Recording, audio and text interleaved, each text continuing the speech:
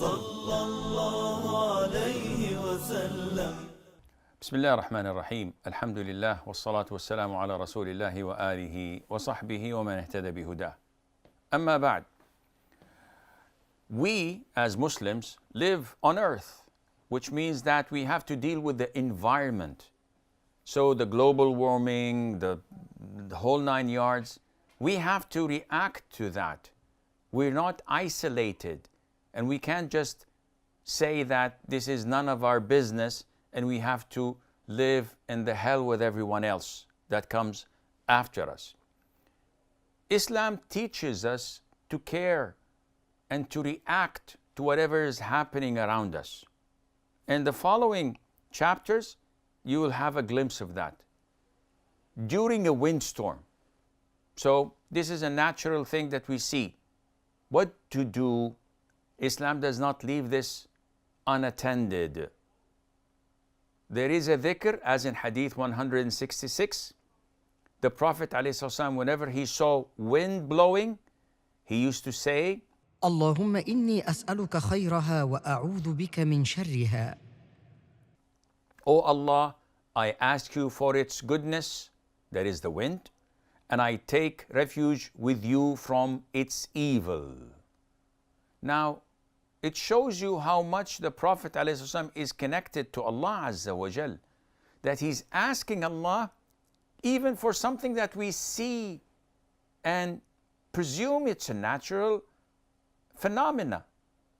Nevertheless, the Prophet ﷺ knows that this wind was sent from Allah. So he begs Allah to grant us from its goodness and to protect us from its evil. It can be a tornado. It can be a hurricane. It can devastate and destroy property and claims life. It can claim lives. So the Prophet is so connected to Allah Azza wa Jal that he is asking Allah and teaching us to walk on his footsteps. Not only that, the Prophet ﷺ also used to say upon seeing such winds, a longer version of the dua. اللهم إني أسألك خيرها وخير ما فيها وخير ما أرسلت به وأعوذ بك من شرها وشر ما فيها وشر ما أرسلت به. O Allah, I ask you for its goodness and the good within it, because the wind has many benefits, pollinating the plants and the flowers and carrying lots of goodness with the wind that we cannot live without, for ships to sail, etc. So I ask you for its goodness, the good within it, and the good it was sent with. And I take refuge with you from its evil, the evil within it, and from the evil it was sent with, because Allah may have sent it to destroy lands or to claim lives, or for any reason that Allah sees fit for, according to His wisdom and knowledge. So I seek refuge in Allah. And all of this shows you how a Muslim is related to the environment. Chapter 62, upon hearing thunder. So what to say when there is rain, lightning, and thunder? This dua that we have at hand is dua related to Abdullah ibn Zubayr, may Allah be pleased with him and with his father. And some say also Ibn Abbas, may Allah be pleased with him and with his father. So they are companions of the Prophet ﷺ.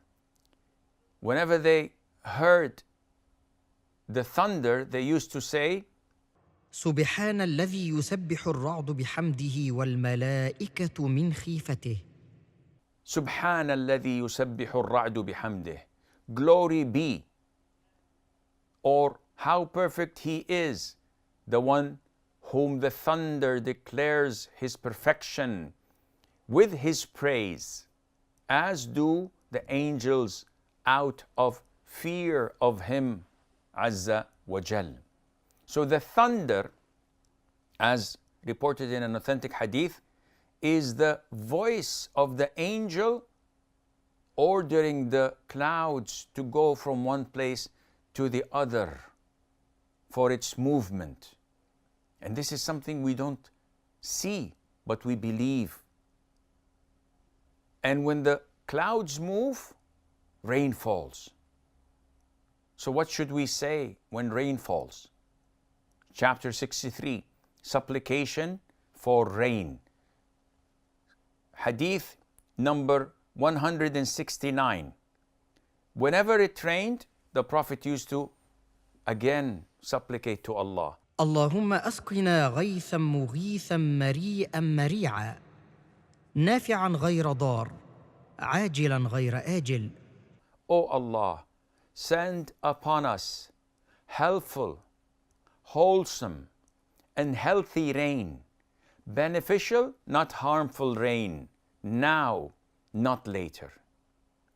This is urging Allah Azza wa Jal, because the Prophet ﷺ knows that if Allah graces the land with rain, plants would grow, cattle would feed, humans would benefit from this.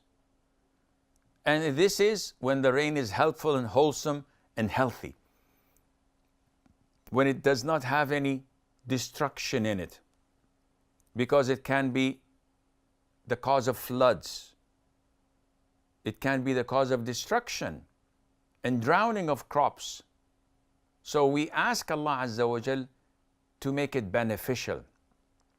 And whenever the Prophet ﷺ was praying to Allah to send rain for us, he would ask Allah Azza wa Jal relentlessly to send rain for us.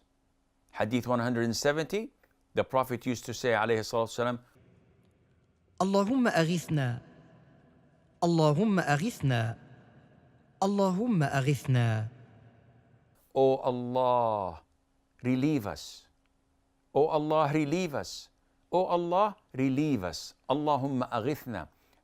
And this is asking Allah thrice, which indicates that when you want to insist on Allah, because you're begging Allah Azza wa Jal, you're expressing your poverty to Allah, you do that 3 times.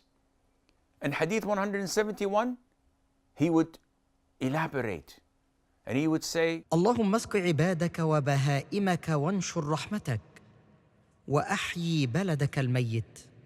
O Allah, provide water by rainfall. To whom? Provide water for your servants and your cattle. These animals, they're all your creatures and servants. Spread out your mercy and resurrect your dead land.